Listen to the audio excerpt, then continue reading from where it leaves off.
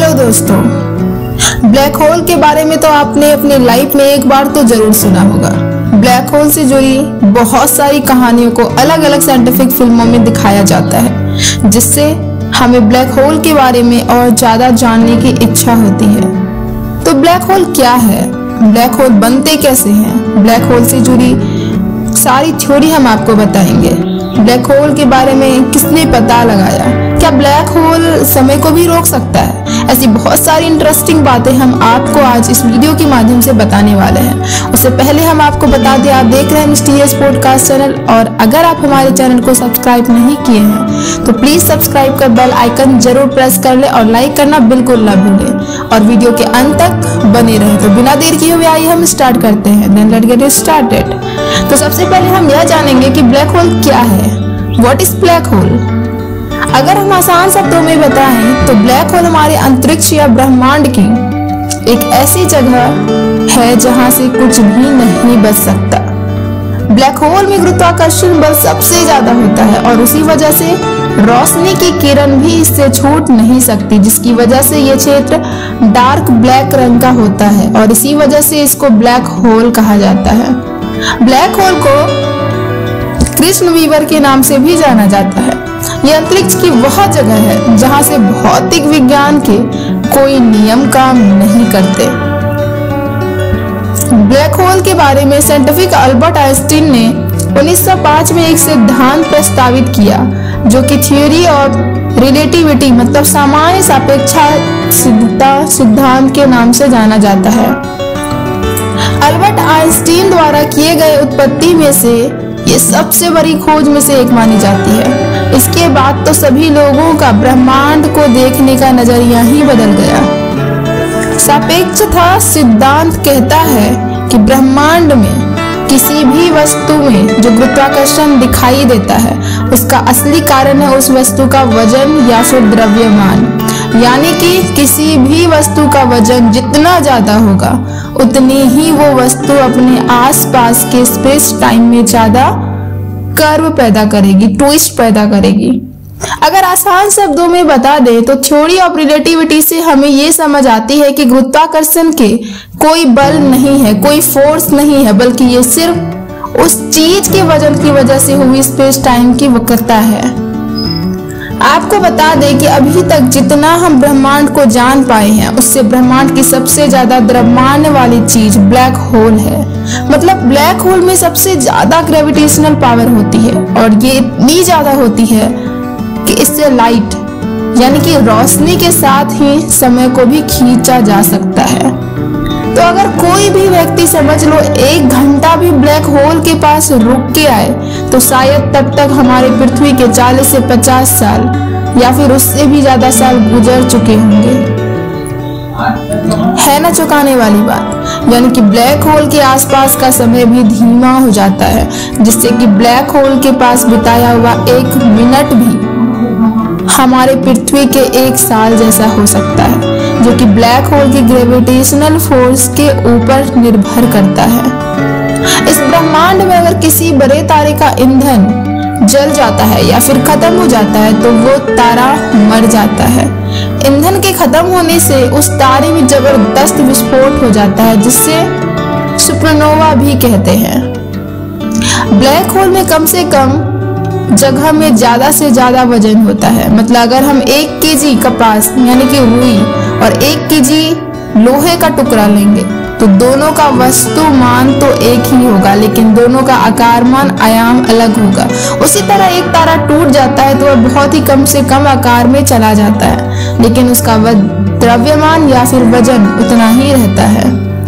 तो सवाल यह उठता है कि क्या हमारे पृथ्वी को ब्लैक होल से खतरा है? इसका सिंपल जवाब है नहीं, नो। हमारी पृथ्वी से सबसे नजदीक ब्लैक होल जो है वो तकरीबन 26,000 लाइट ईयर्स दूर है। 1 लाइट ईयर मतलब रोशनी की स्पीड से कोई भी चीज 1 साल में एक जगह से दूसरी जगह जाएगी, उतना अंतर, जो कि लगभग 9.5 ट्रिलियन किलोमीटर इतना आता है। दोस्तों, वैज्ञानिकों के लिए ब्लैक होल आज भी एक चर्चा का विषय है। जिसके बारे में जितनी भी खोज की जाए उतनी कम है। तो हम इस वीडियो के माध्यम से ब्लैक होल के बारे में आपको जानकारी दे रहे हैं, जैसे कि ब्लैक होल क्या है, ब्लैक होल की खोज वगैरह वगैरह, एवरीथिंग हम आपको बताएंगे। बस वीडियो के अंत तक आप बने रहे। ब्लैक होल यह एक अत्यंत शक्तिशाली गुरुत्वाकर्षण का ब्रह्मांडीय पिंड है और इस ब्लैक होल को हिंदी में कृष्ण वीवर भी कहते हैं, जैसे कि हमने आपको अभी अभी बताया। ब्लैक होल अंतरिक्ष की एक ऐसी जगह बन जाती है जहां भौतिक का कोई नियम काम नहीं करता, परंतु गुरुत्वाकर्षण बल इतनी शक्तिशाली होती है कि उसके रास्ते में या उसके गुरुत्वीय क्षेत्र में आने वाले खगोलीय पिंड, हर ग्रह, तारे या हर वो चीज जो उसके बीच आती है उन्हें अपनी ओर खींचकर अंदर निकल लेता है। तो सवाल यह उठता है कि ब्लैक होल का निर्माण कैसे होता है, ब्लैक होल कैसे बनता है।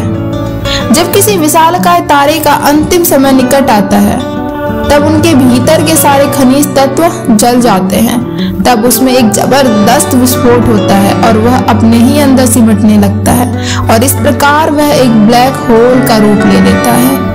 जब किसी विशालकाय तारे का जीवन काल अपने अंतिम चरण में पहुंचता है तब वह तारा अपने ही अंदर सिमटने लगता है और उसमें एक जबरदस्त विस्फोट हो जाता है। बहुत ही घने ब्रह्मांडीय पिंड का रूप लेता है जिसे न्यूट्रॉन स्टार भी कहा जाता है। यह न्यूट्रॉन स्टार इतने विशाल होते हैं और इनका गुरुत्वाकर्षण का दबाव इतना शक्तिशाली होता है कि वह अपने ही बोझ से सिमटता चला जाता है और इतना घना हो जाता है कि वह एक ब्लैक होल बन जाता है। ब्लैक होल को सीधी आंखों से नहीं देखा जा सकता है, लेकिन उनके पास के पदार्थ पर उनके विशाल गुरुत्वाकर्षण क्षेत्रों के प्रभाव से उन्हें देखा जा सकता है। वैज्ञानिक आज भी अपनी खोज को अधूरा मानते हैं, लेकिन उनका मानना है कि हर आकाश गंगा के मध्य एक ब्लैक होल हो सकता है। तो ब्लैक होल आखिर होता है कितने प्रकार का होता है? तो वैज्ञानिकों के अनुसार ब्लैक होल 4 प्रकार के होते हैं: stellar black hole, intermediate black hole, supermassive black hole और मिनिएचर ब्लैक होल। वैज्ञानिकों का मानना है कि कुछ ब्लैक होल सूर्य से 50 से 100 गुना बड़े हो सकते हैं। हाल ही में अंतरिक्ष वैज्ञानिकों ने एक ब्लैक होल की खोज की जिसका आकार पृथ्वी से 30 लाख गुना ज्यादा है। नए खोज के अनुसार आने वाले समय में ब्रह्मांड यानी यूनिवर्स का विस्तार ब्लैक होल के बड़े होने का कारण होगा, क्योंकि ब्रह्मांड विस्तार के साथ अंतरिक्ष के क्षेत्र का भी विस्तार होता है। सबसे पहले ब्लैक होल की परिकल्पना सन 1783 में एक फिलोसोफर ने की थी जिनका नाम जॉन मिशेल था। उन्होंने ब्लैक होल से संबंधित सबसे पहले अपने विचार रखे और उनके बाद सन 1796 में फ्रांसीसी गणितज्ञ, भौतिक शास्त्री तथा खगोलविद पियर सिमोन लाप्लास ने अपनी book the system of the world में ब्लैक होल के बारे में विस्तार से बताया। सन 1916 में अल्बर्ट आइंस्टीन ने अपने सामान्य सापेक्षता के सिद्धांत के साथ ब्लैक होल के बारे में अपने विचार रखे और पूर्व सूचना दी। इस सामान्य सापेक्षता के सिद्धांत के बाद ब्लैक होल्स के बारे में जानना वैज्ञानिकों का आसान हुआ। सन 1967 में अमेरिकी भौतिक और खगोल शास्त्री जॉन व्हीलर और कार्ल स्कोवर्सटिल्ड ने पहली बार इन ब्रह्मांडीय पिंडों के लिए ब्लैक होल शब्द का प्रयोग किया था और पहला ब्लैक होल सन 1972 में खगोल वैज्ञानिकों द्वारा खोजा गया था। ब्लैक होल सिद्धांत की खोज डॉक्टर सुब्रमण्यम चंद्रशेखर ने की थी। यह गणितज्ञ सिद्धांत ब्लैक होल के खोज में बहुत मददगार साबित हुआ। सन 1983 में उनके सिद्धांत को मान्यता मिली और इस सिद्धांत के विकास करने हेतु डॉक्टर एस चंद्रशेखर और विलियम ए फाउलर को भौतिकी के नोबेल पुरस्कार से सम्मानित किया गया। ब्लैक होल अपने शक्तिशाली गुरुत्वाकर्षण से अपनी ओर आने वाले प्रकाश को भी निगल लेता है। एक विशाल ब्लैक होल किसी भी आकाश गंगा या गैलेक्सी को अपने शक्तिशाली गुरुत्वाकर्षण से खींचकर आसानी से निगल सकता है। लगभग प्रत्येक आकाश गंगा के मध्य में एक ब्लैक होल हो सकता है। ब्लैक होल अपने रास्तों में आने वाली हर ग्रह, हर चीज को निगलते जाता है, जिसकी वजह से उसकी शक्ति और बढ़ जाती है। कुछ ब्लैक होल सूर्य से 50 से 100 गुना बड़े और कुछ पृथ्वी से कई हजारों लाख गुना बड़े हो सकते हैं। ब्लैक होल का गुरुत्वाकर्षण इतना शक्तिशाली होता है कि यहाँ समय और स्थान कोई मायने नहीं रखता। स्टीफन हॉकिंग की खोज के अनुसार हॉकिंग रेडिएशन के चलते एक दिन ब्लैक होल पूरी तरह द्रव्यमान मुक्त होकर गायब हो जाता है। यानी जब कोई ब्लैक होल किसी खाली स्थान पर पहुंच जाता है तब वह अपनी शक्ति नहीं बढ़ा पाता। ऐसी स्थिति में उसका द्रव्यमान और घनत्व बढ़ता है और धीरे धीरे अपना अस्तित्व भी खो देता है। ब्लैक होल को सामान्य आंखों से नहीं देखा जाता, परंतु ब्लैक होल का पता जब वह किसी अन्य ब्लैक होल से टकरा रहा होता है तब उसके चारों ओर फैले प्रकाश की वजह से लगाया जाता है, या जब वह बाहरी छोर पर आ रहे प्रकाश की दिशा को मोड़ देता है तब उसके चारों ओर प्रकाश दिखाई देता है। तब ब्लैक होल का पता लगाया जाता है या पहचान की जाती है। जब किसी विशालकाय तारे का जीवन काल अपने अंतिम चरण में पहुंचता है तब उसमें एक जबरदस्त विस्फोट होता है, जैसा कि हमने बताया, और उसी विस्फोट के बाद वह भीतर सिमटना शुरू होता है और धीरे धीरे वह एक विशाल ब्लैक होल का रूप ले लेता है।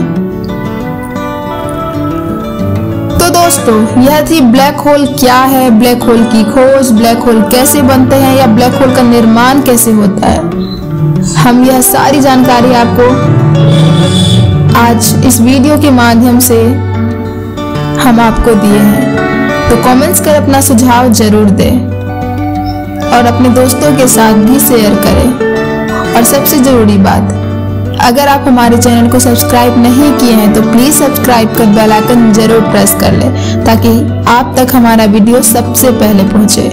और लाइक करना बिल्कुल ना भूलें ताकि हमें सपोर्ट मिलता रहे, हमें मोटिवेशन मिलता रहे और हमारा कॉन्फिडेंस बढ़ता रहे, जिससे हम आपके लिए ऐसे ही लगातार वीडियो लाते रहें। तो मिलते हैं नेक्स्ट वीडियो के साथ। अभी के लिए धन्यवाद। जय हिंद।